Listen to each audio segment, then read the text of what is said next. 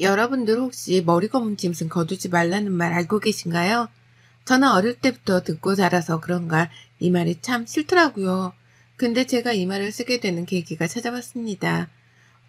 우선 간단하게 제 소개부터 해드려 보도록 하겠습니다.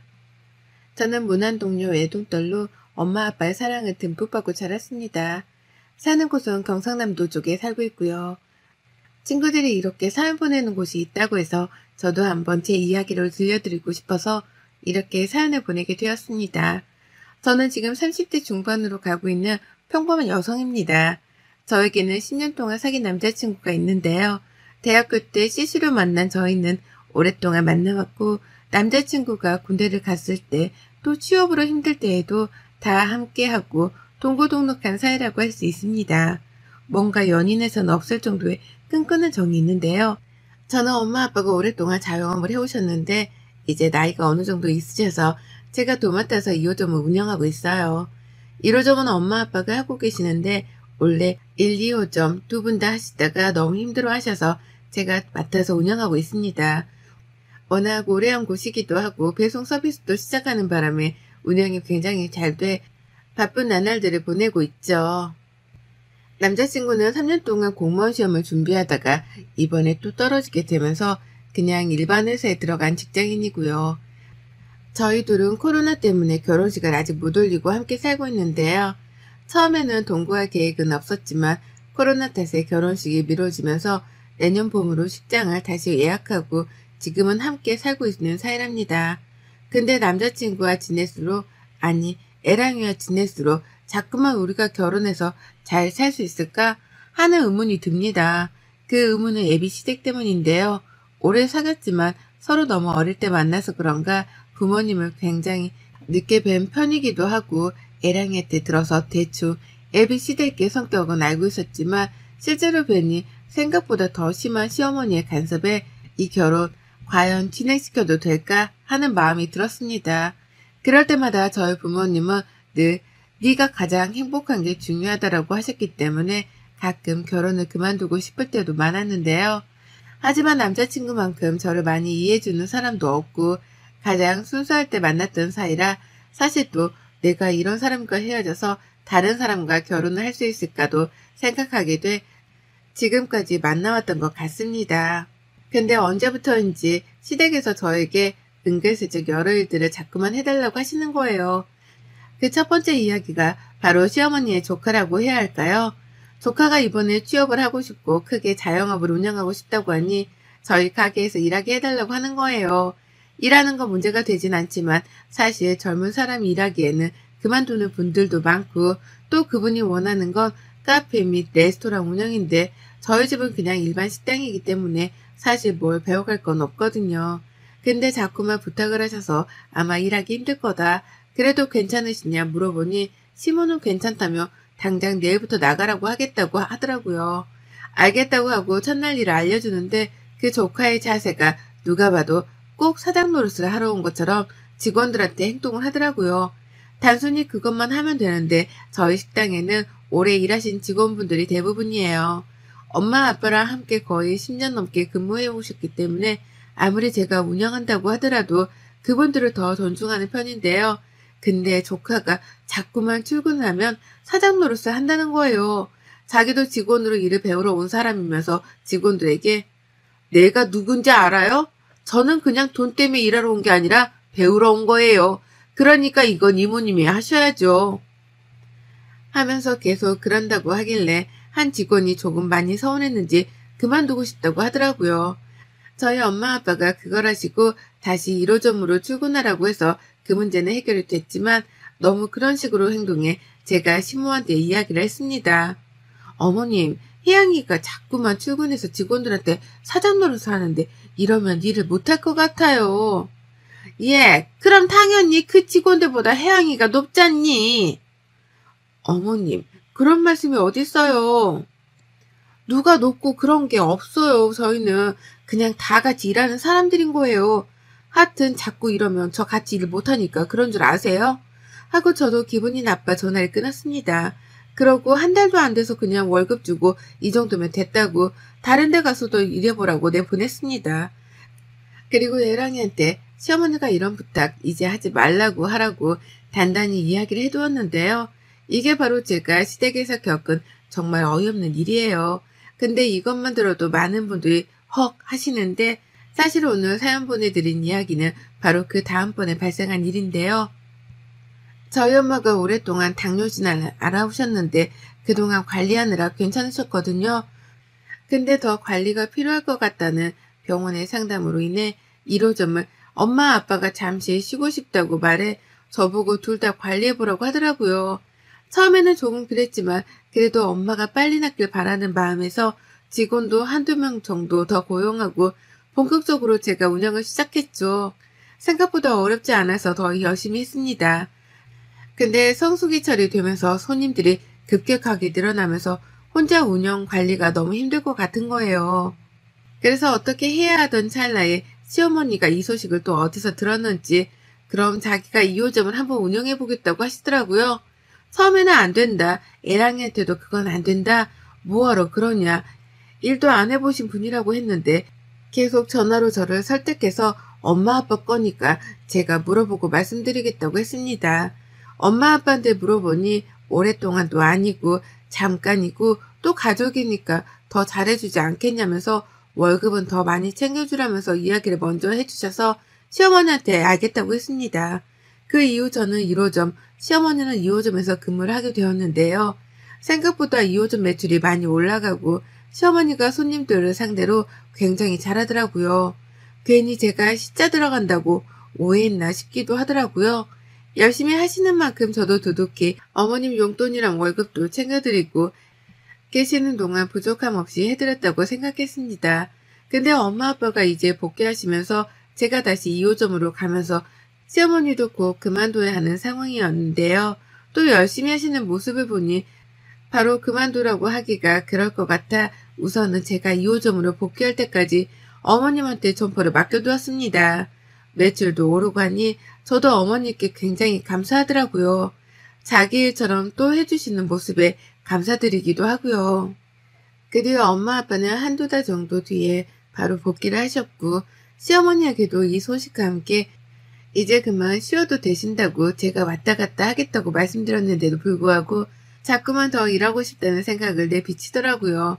근데 사실 2호점은 1호점보다 더 작기 때문에 그 공간의 동선 배치가 가장 중요한데요. 그래서 그렇게 많은 직원들까지 필요 없어 어머님께는 이번 달까지만 나와달라 말씀드리고 마무리를 했습니다. 그리고 며칠 후에 갑자기 엄마가 일하시다 쓰러지시는 바람에 정말 놀랐고 다행히도 문제점을 발견해서 당분간은 입원해 있어야 한다고 했는데요. 아빠도 엄마 곁에 있어야 한 터라 어머님이 다시 2호점을 맡아주셔야 했고 죄송한 말씀이지만 자초지종을 설명드렸습니다.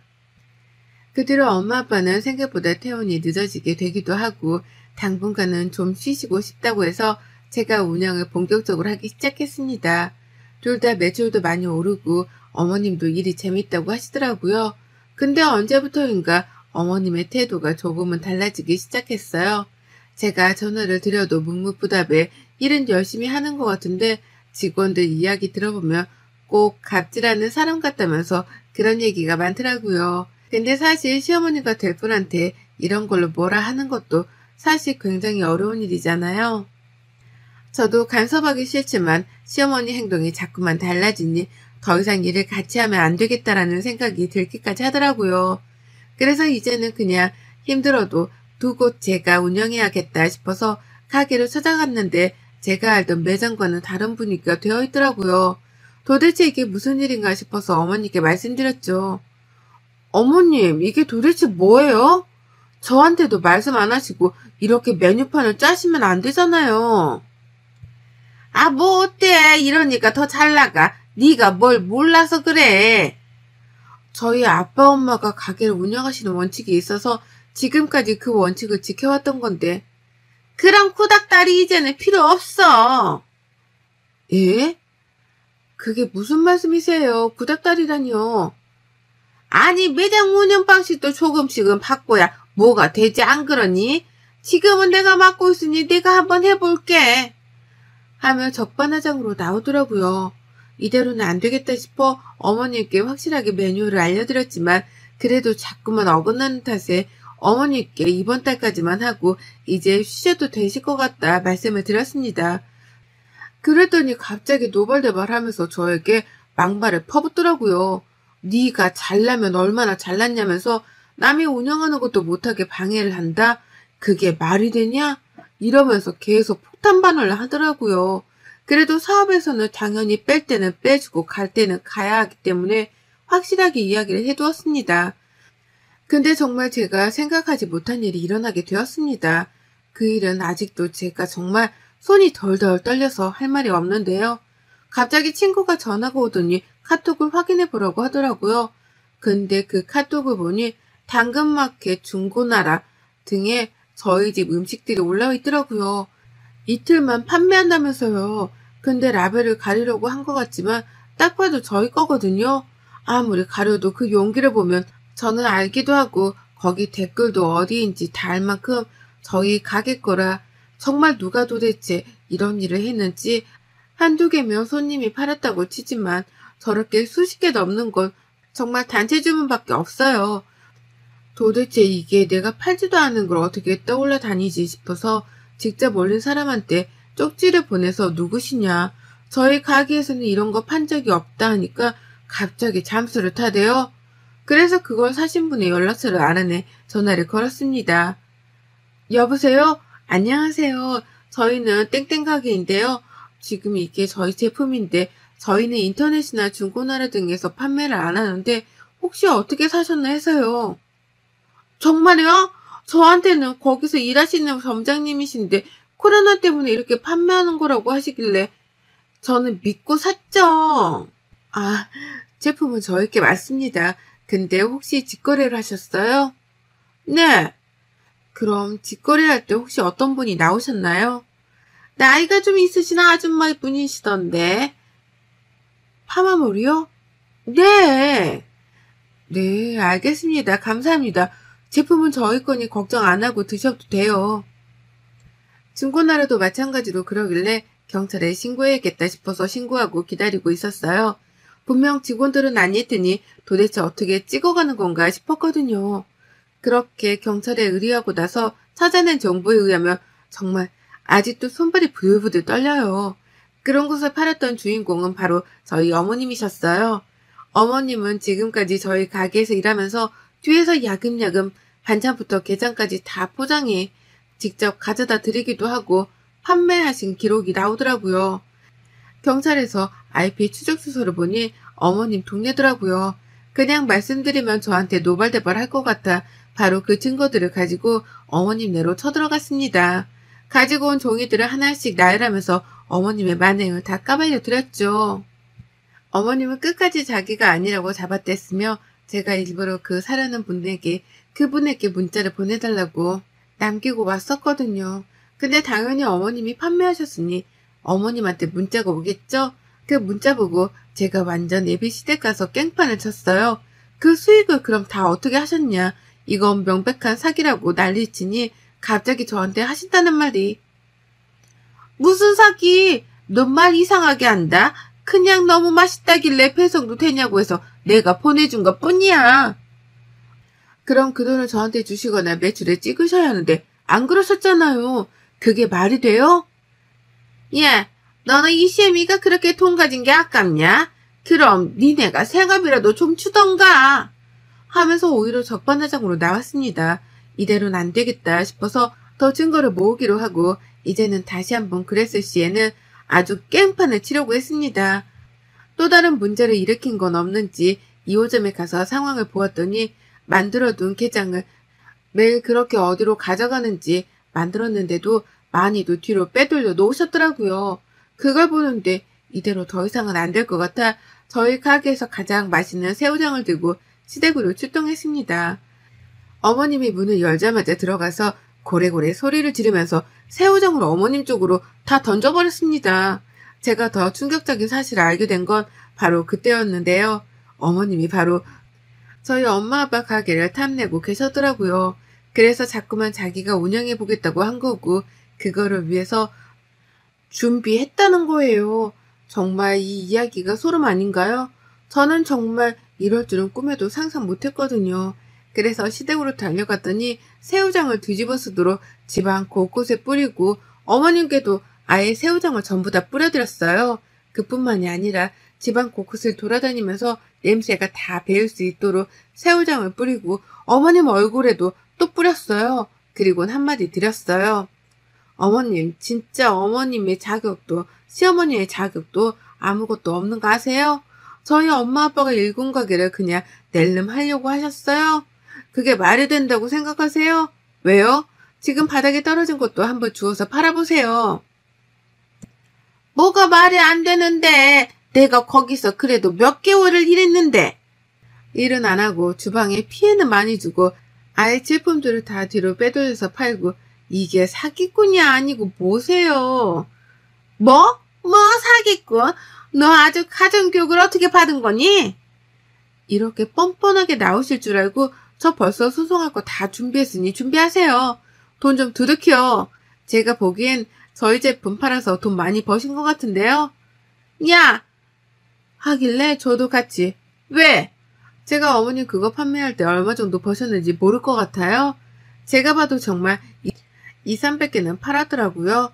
그 정도면 대충 가격이 이렇게 나오는데 그 비용이랑 피해보상금까지 받아야 할 것 같아요. 남의 돈 쓴 죄까지 써서요. 너 얘가 정말 무서운 애구나. 시애미가 돈 좀 없어서 빌렸다. 그게 그렇게 안 입고 없냐 너는?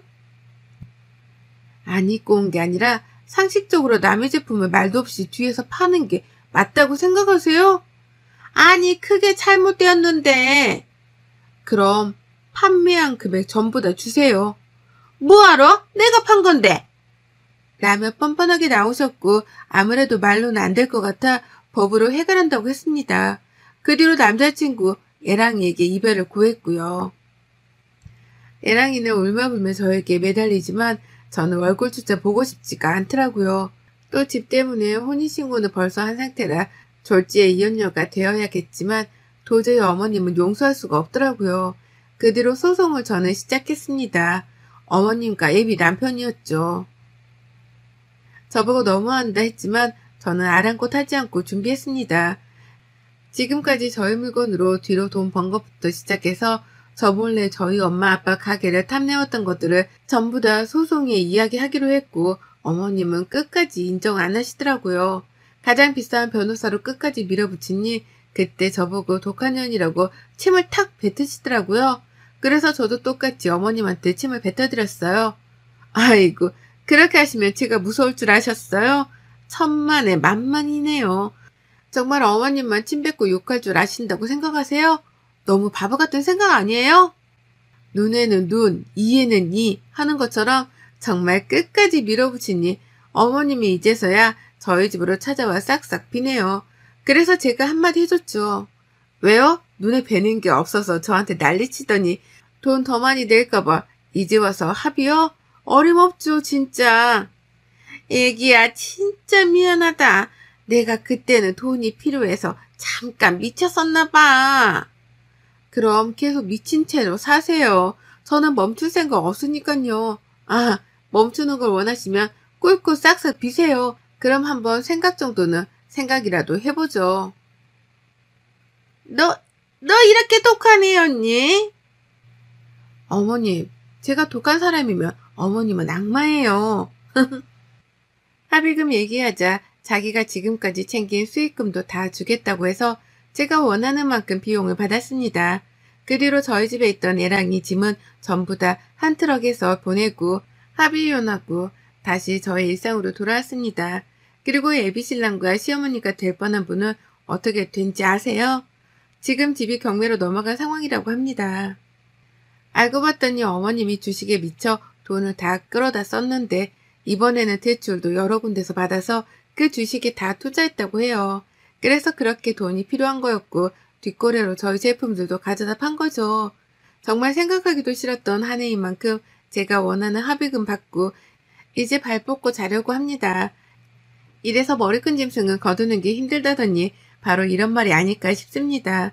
그렇게 저는 다시 솔로가 되었고 엄마 아빠는 한참을 위로하시다가 저보고 이제 행복만을 위해서 살라고 말씀해 주시네요. 이렇게 처음 믿고 사랑했던 사람과 쓸쓸하게 이별을 맞이했지만 이 또한 경험으로 생각하고 앞으로 정말 좋은 남자 시댁을 만날 수 있지 않을까 싶습니다. 이렇게 저의 긴 글을 읽어주신 모든 분들께 참 감사하다는 말씀을 드리고 싶습니다. 오늘은 저의 이야기가 많은 분들에게 공감했으면 좋겠어서 이렇게 보냈는데요. 맥주 마시면서 쓰니까 다시 기억이 떠올라 힘들었네요. 늘 행복한 기억만 가득하세요. 여러분의 생각은 댓글로 남겨주세요. 오늘도 시청해 주셔서 정말 감사합니다.